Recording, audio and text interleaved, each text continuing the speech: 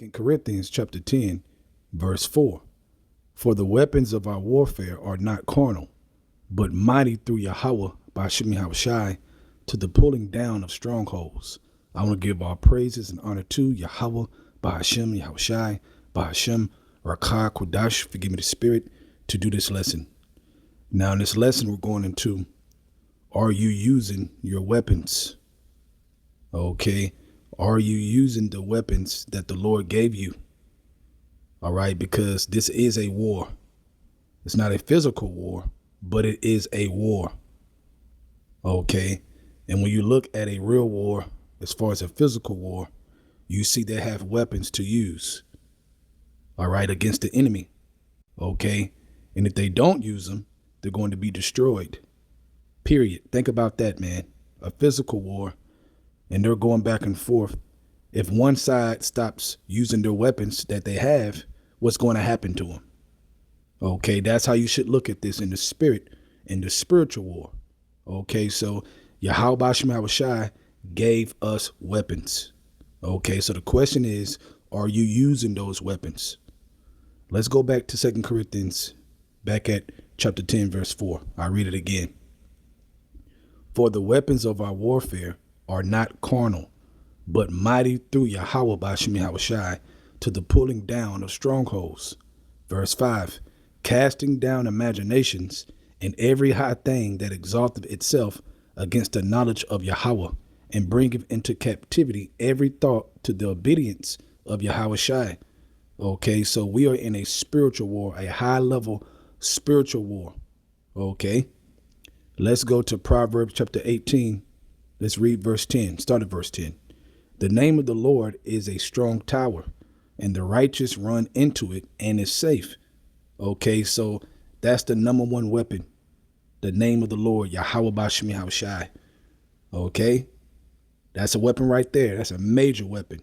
Okay, YAHAWAH by YAHAWASHI. Let's read it again. The name of the Lord is a strong tower. The righteous run into it and is safe. That is a major, major spiritual weapon in this war. You have to understand that. You have to believe that. You have to know it. You have to be sure of it, man. Be bold with the names of YAHAWAH by YAHAWASHI in sincerity. Okay, it says the righteous run into it and is safe. So it's a strong tower, meaning it's a weapon against the enemy. All right, verse 11. It says the rich man's wealth is his strong city. And that's true. Okay, because a rich man, he's carnal, right? So he has the money, his wealth. Now he has his own military, right? He has his military guarding his palace, etc., etc. He has authority over a lot of men in war, okay, because he has the wealth. That's his strong city, right? And it says, and as a high wall in his own conceit, right? In his own pride. Okay. But that's carnal. Anything can happen to him at any moment. Okay. Because the riches can be very deceitful. It can be stolen. Anything can happen, man. Okay. When you're in the world thinking you're strong in the world, but in the spirit of YAHAWAH by YAHAWASHI, in the name of the Lord, that is a strong weapon that cannot be touched if you hold on to it. That's the point. Okay, let's go to Luke chapter 5, verse 35. Okay, and I'm gonna get to the point on this, but this is when they were asking the Lord about his disciples of why they don't fast. And this is what he says. It says, and he said unto them, can you make the children of the bride chamber fast while the bridegroom is with them? Question. But the days will come when the bridegroom shall be taken away from them, and then shall they fast in those days. Right, man.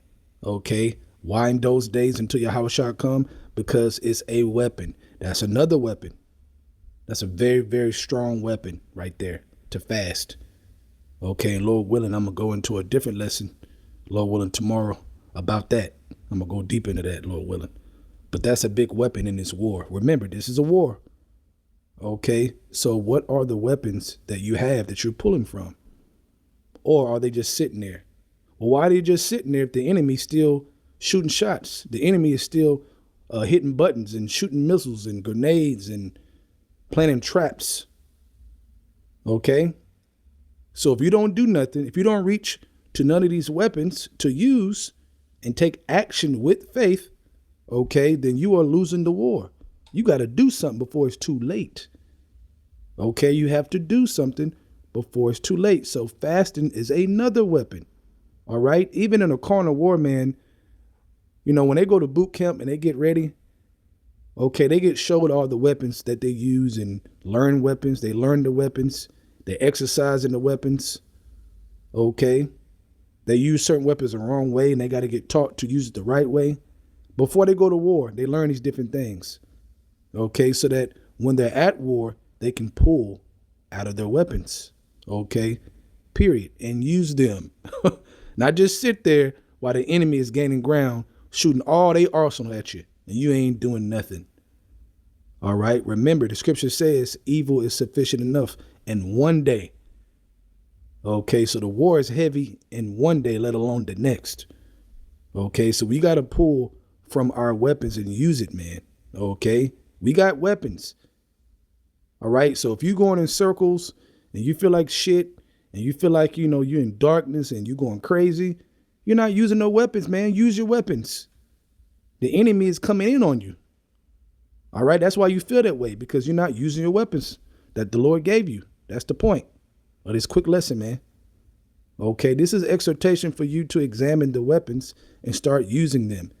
Okay. And then you will see yourself gain ground in the spirit, in the inward man.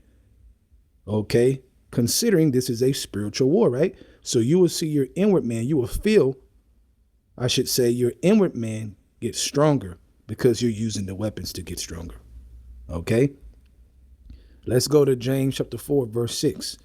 It says, but he giveth more grace, wherefore he saith, Yahawah resists the proud, but giveth grace unto the humble. Right. So you get grace in the war, in the spiritual war, through being humble. So that's another weapon. Okay. Because grace is power from YAHAWASHI. That's protection. That's what that is. If the Lord is giving you grace, he's protecting you, giving you grace for you to figure out this or figure out that, or get this together or get that together. Okay. So humility, being humble, is a major weapon. And we know that because the scriptures talk about when you're humble, the Lord will lift you up. Okay. He give grace to the humble. He will lift you up because you're being humble, man. Okay. First comes humility, then the honor. Right? So how could that not be a weapon of ours? It is a weapon. You got to use it. Okay. A lot of Jake look at humility as weak.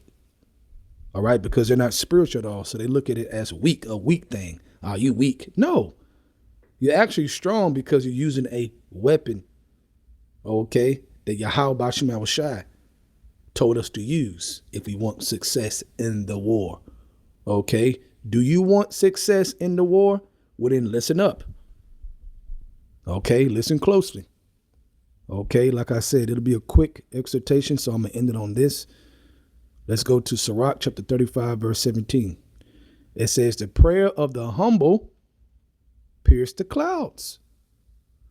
So through your humility, your prayer is piercing the clouds to go where? To YAHAWASHI, the creator of all things. Okay, so if your prayer is piercing the clouds and going directly, quickly to YAHAWASHI, that means he's going to answer your prayer. How is that not a weapon in the war? Of course it is. That's a huge weapon in the war. Okay. Period, man. So guess what? In the carnal war, okay, somebody got a grenade, right? Or they got a missile and they hit the button, or they got a rocket launcher, whatever they got to harm the enemy. Being humble is a great weapon for us on our side, on the spiritual side, in this spiritual war. Okay. I'll start back from the top. The prayer of the humble pierced the clouds. Until it come nigh, he would not be comforted, and will not depart to the Most High shall behold to judge righteously and execute judgment. Okay, but you get the point. Okay, so, and there's more weapons. I might do a part 2, a quick exhortation on the part 2, Lord willing, but I'm definitely going to go into the fasting as a huge weapon. Okay, and go deep into that, because that needs to be utilized more and more especially in this time of thick darkness around us. Okay, and this flesh getting weaker and weaker, man. All right, our flesh is getting weaker. Okay, but our inward man has to get stronger. But it cannot get stronger if you do not use the weapons. It's impossible. Okay, it's like going to a gym and just sitting there. How you expect to lose weight or gain weight or whatever your goal is in the gym? How do you expect it to come to pass when you just, at the gym sitting there talking or on your phone? You ain't doing shit. Everybody else working out, you just sitting there.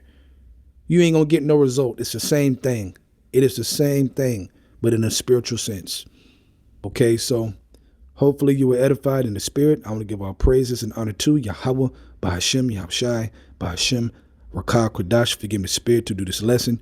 Double honors to the elves of Great Millstone, and shalom to your Akamat that is doing the truth and sincerity. Shalom.